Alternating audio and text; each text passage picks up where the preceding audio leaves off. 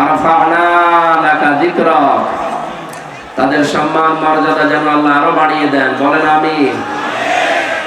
এখানে বসে আছেন পাবনা দারুল আমান ট্রাস্টের প্রতিষ্ঠাতা, বিশ্ব ইসলামী আন্দোলন বাংলাদেশ জামাত ইসলামীর কেন্দ্রীয় কমিটির নায়েবে আমির, ইসলামিক চিন্তাবিদ, মুফাসসিরে কোরআন, বারবার নির্বাচিত সংসদ সদস্য, পাবনা গণমানুষের আপনজন মরহুম শহীদ আব্দুস সোবহান আতালাল্লাহু উমরাহু ওয়া বারাকাল্লাহু ফি হায়াতি, তার কবরটা আল্লাহ জান্নাতুল ফেরদাউস যেন বানিয়ে দেন, বলেন আমিন। তার সন্তান এখানে বসে আছেন আমার শ্রদ্ধাভাজন বড় ভাই, আল্লাহ তার পরিবারস্থ লোকদেরকে ধৈর্য ধারণ করা সাবরে জামিল যেন দান করেন। এই ময়দানে যিনি কথা বলতেন নন্দিত মুফাসসিরে কোরআন, আন্তর্জাতিক খ্যাতি সম্পন্ন ইসলামী আন্দোলন বাংলাদেশ জামাতি ইসলামীর কেন্দ্রীয় নায়েবে আমির, সাবেক সংসদ সদস্য শহীদ আল্লামা দিলওয়ার হোসাইন সাইদি রহমতুল্লাহ আলাইহি। 3টা বছর আমার সৌভাগ্য হয়েছিল তার সাথে অনেক সময় কাটানো। তিনি 1 নম্বর জেলে ছিলেন, আমি 4 নম্বরে ছিলাম, পাশাপাশি দেওয়াল আমাদের খালি মাঝখানে একটা। সহবত পেয়েছি, সময় পেয়েছি, তার কাছে উপদেশ পেয়েছি। আল্লাহ যেন আমার প্র্যাকটিক্যাল লাইফে এগুলো মেনে চলার তৌফিক দান করেন। এখানে এতক্ষণ যারা কথা বলছিলেন পাবনা জেলার শ্রদ্ধাভাজন ডিসি সাহেব, এসপি সাহেব, টিওনো সাহেব, এ থানার সম্মানিত অফিসার ইনচার্জ ওসি সাহেব সহ পুলিশ সদস্য ভাইরা, সামনে বসা মুসলমান ভাইরা, আশপাশে যারা আছেন সম্মানিত মা এবং বোনেরা, প্রাণ প্রিয় পাবনাবাসী, গত বছর এই ময়দানে আসার 1 ঘন্টা আগে আমাকে রাস্তা থেকে আপনারা ফেরত দিয়েছেন। যারা ফেরত দিয়েছিলেন কোথায় আপনারা? ওয়াকাযালিকা আখযু রাব্বিকা ইযা আখাযাল কুরা ওয়া হিয়া যালিমা ইন্না আখযাহু আলীমুন শাদীদ। সূরা হুদের 102 নম্বর আয়াতে আল্লাহ জানিয়েছেন, হে নবী, এইভাবে করে আমি যারা পাপিষ্ঠ তাদেরকে পাকড়াও করি। আর আমার ধরা বড় শক্ত ধরা, কারণ তারা জালেম ছিল। এই জন্য পৃথিবীতে সবচেয়ে বড় জালেম হচ্ছে কোরআনে কারিমের কাছে না আসা। আমান আযলামু মিম্মান ইফতারা আলাল্লাহিল কাযিবা ওয়া হুয়া ইউদআ ইলাল ইসলাম আল্লাহু লা ইয়াহদিল কওমাজ জালিমিন। সূরা সফের ভেতরে আল্লাহ জানিয়েছেন, আমি আল্লাহর দৃষ্টিতে সবচাইতে বড় জালেম ওই লোকটা যাকে ইসলামের দিকে ডাকা হয় কিন্তু সে আল্লাহকে মিথ্যা প্রতিপন্ন করে। এই 15.5 বছর এটা সবচাইতে বেশি ছিল। বলেন তো, আমি যতদিন কোরআনে কারিম হাতে নিয়ে আপনাদের ডাক দিয়েছি, আমার বাবার দিকে ডেকেছি, আমার দাদার দিকে ডেকেছি। আমি তো কোরআনের দিকে ডাকতাম, আর আমি আন্দাজে ডাকি না, আমি বুঝে শুনে ডেকেছি। কুল হাদিহি সাবিলি আদউ ইলাল্লাহ আলা বাসীরাতিন আনা ওয়া মান ইত্তাবা'আনি ওয়া সুবহানাল্লাহি ওয়া মা আনা মিনাল মুশরিকিন। সূরা ইউসুফের 108 নম্বর আয়াতে আল্লাহ জানিয়েছেন, নবী আপনি বলুন এইটাই আমার পথ। এই আশ্চর্য কথা বলেন কেন? কথা বলা যাবে না, যেখানে আছেন ওইভাবে থাকেন। যারা দাঁড়িয়ে আছেন, বসে আছেন, দরকার হয় বিভিন্ন জায়গা আছে, শুয়ে পড়েছে, কথা বলবেন না। কোরআন শোনার আদব, কথা বলা যাবে না। ফাসতামিউ লাহু ওয়া আনসিতু, চুপ থাকা লাগবে, মনোযোগ সহকারে শোনা লাগবে। এটা কি গানের অনুষ্ঠান? এটা ইবাদত চলছে এখন। দেখেন না কিভাবে বসে আছে। আল্লাহ তাআলা জানিয়েছেন, ওয়াইদা সামিউ মা উনজিলা ইলার রাসূলি তারা আয়ুনাহুম তাফিদু মিনাদ দাম'i মিম্মা আরাফু মিনাল হক।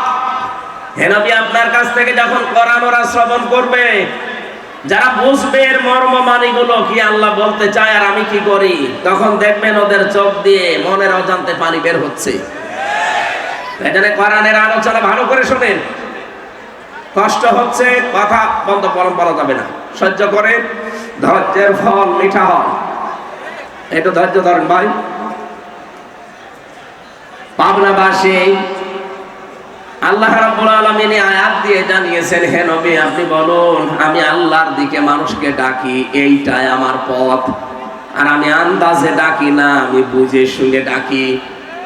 শুধু এটা আমার কাজ না, না ওয়ামান ইত্তাবানি, আমাকে যারা অনুসরণ করবে দুনিয়াতে তারা আল্লাহর দিকে মানুষকে ডাকবে। এ ঘোষণা কার? বিশ্ব নবীকে দিয়ে আল্লাহ এটা বলিয়েছেন যে আপনি বলেন আপনার অনুসারীদের প্রথম কাজ তারা আল্লাহর দিকে ডাকবে। হ্যাঁ আমি জানি আল্লাহর দিকে ডাকতে গেলে কোরআনে কারীম দিয়ে আপনি ডাকবেন, দেখবেন আপনার প্রতি বিপদ আপদ মুসিবত আসতে থাকবে। অনিরব্বিকা ফাসবির, আপনার রবের জন্য আপনি তখন ধৈর্য ধারণ করবেন। জোরে বলেন সুবহানাল্লাহ। সেই ধৈর্যটার সামনে নিয়ে আল্লাহ আমাদেরকে তিনটা বছর ফাঁসির ওই কন্ডেম সেলের ভেতরে ওই জালেমরা রেখেছিল।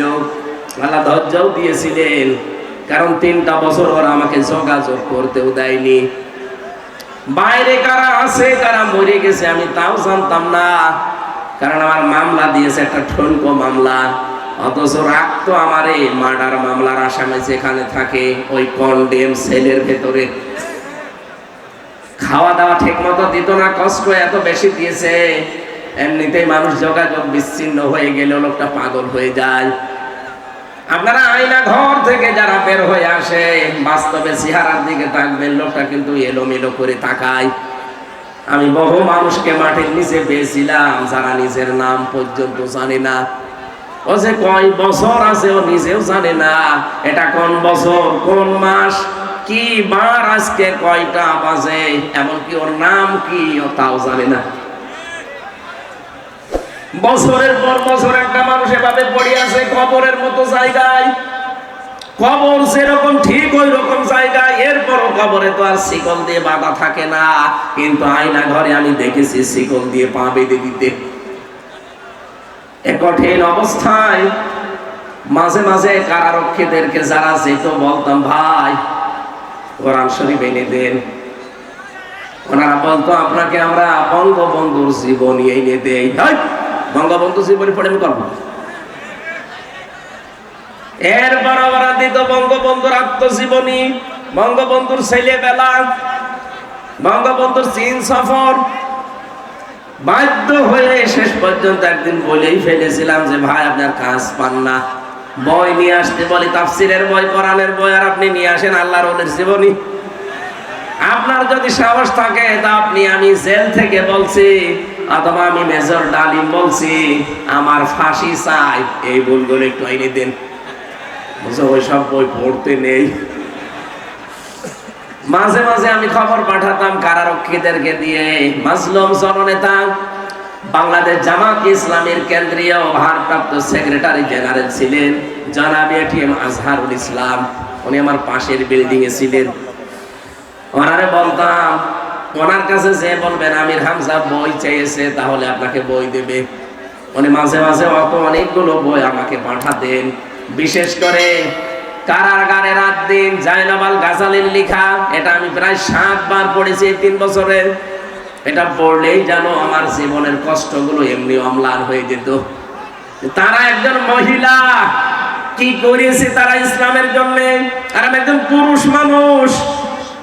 আলহামদুলিল্লাহ শুকরিয়া আদায় করছি, গতকাল আমাদের মুসলিম উম্মার একজন মাজলুম বোন ডক্টর হাফেজা আফিয়া সিদ্দিকা জালেমদের কারাগার থেকে আল্লাহ তাকে কালকে মুক্তি দিয়েছেন। আলহামদুলিল্লাহ। ভাই এক কথা বলছেন, আমরা চাচ্ছি মাজলুম মানুষগুলো এই বাংলাদেশের জেল থেকে একে একে অনেকে বের হয়ে যাচ্ছে। বিশেষ করে আমি যাদের সাথে পরিচিত ছিলাম এই মানুষগুলোকে দেখলাম কিছুদিনের ভেতরে সরকার বের করে দিয়েছে মুক্ত জীবনে। জনাব লুৎফুজ্জামান বাবর একজন, গিয়াসউদ্দিন মামুন ভাই একজন, এরপরে মাওলানা জসিমউদ্দিন রহমানী একজন। সব মাজলুম। আমরা চাই এখান থেকে দাবি তুলতে, এই বাংলাদেশে মাজলুম জননেতা জনাব এটিএম আজহারুল ইসলামকেও মুক্তি দেওয়া হোক। এই কারা চান দেখি? লিল্লাহে তাকবীর।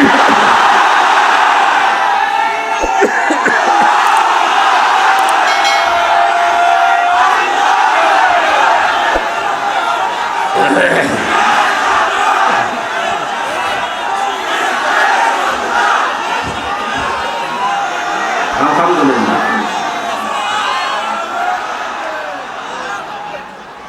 এই কথা বোঝা লাগবে।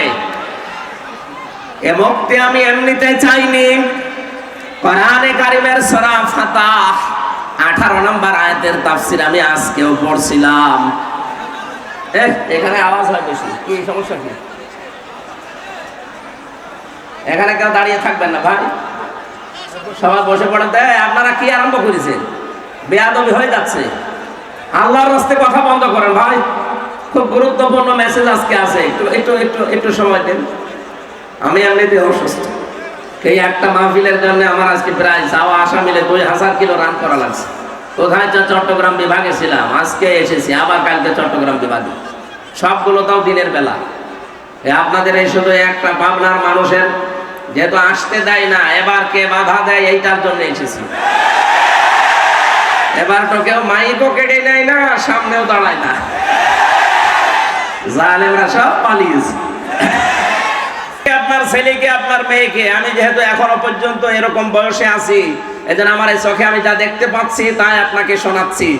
যারা মানুষকে সৎ এবং যোগ্য করে গড়ে তুলতে চায়, আপনার ইমানি দায়িত্ব হবে এখন আপনার ছেলে মেয়েকে ঠিক তাদের কাছে নিজে হাত ধরে দিয়ে আসা।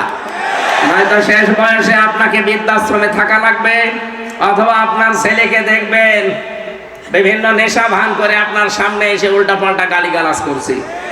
আল্লাহ আমাদেরকে হেফাজত করুন। আমরা সূরা মুদ্দাসসির থেকে যেহেতু তাফসীরুল কোরআন মাহফিল লেখা, আমরা এখান থেকে আয়াত থেকে পড়া আরম্ভ করব। আমাদের মেহমানরা ব্যস্ত, ওনারা আরো অনুষ্ঠানে যাবেন। সালাম দেওয়ার পরে আমরা আরম্ভ করছি ইনশাআল্লাহ। আসসালামু আলাইকুম। একটু ঘোষণা দেন, আপনি দেন।